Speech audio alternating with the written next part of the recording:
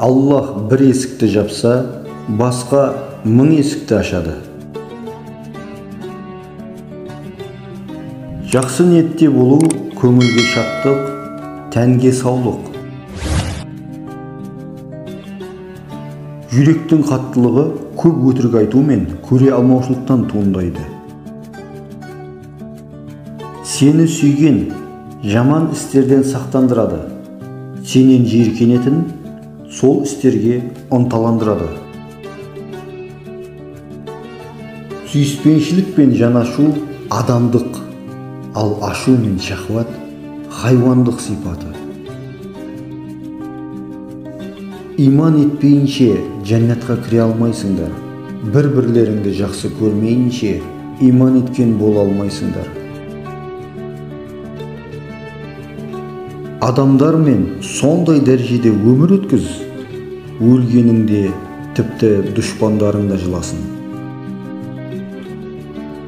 Аллаға бойсынбастан күнә арқылы бір нәрсеге қол жеткізгісі келген адам өз ойлағанынан алыстап, қорыққан нәрсесіне жақындай түседі.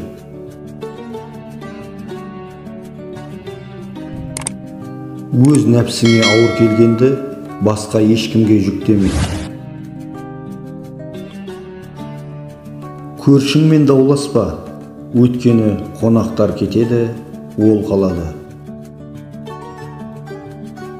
Ғалым, білім және амалдың орны жәннатта.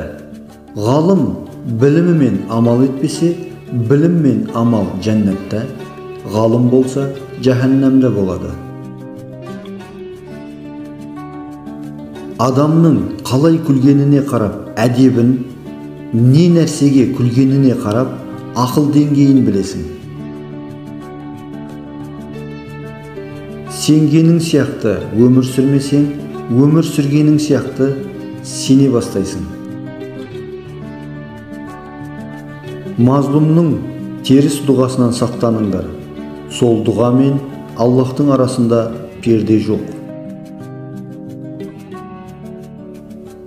Ақыреттік істеріңе зиян келтіруден гөрі, дүниелік істеріңе зиян келтір. Осы сіз үшін тағы да хайырлы. Құлға бәле келмейді, хақ жазбағанша. Хақ бәле жазбайды, құл азбағанша.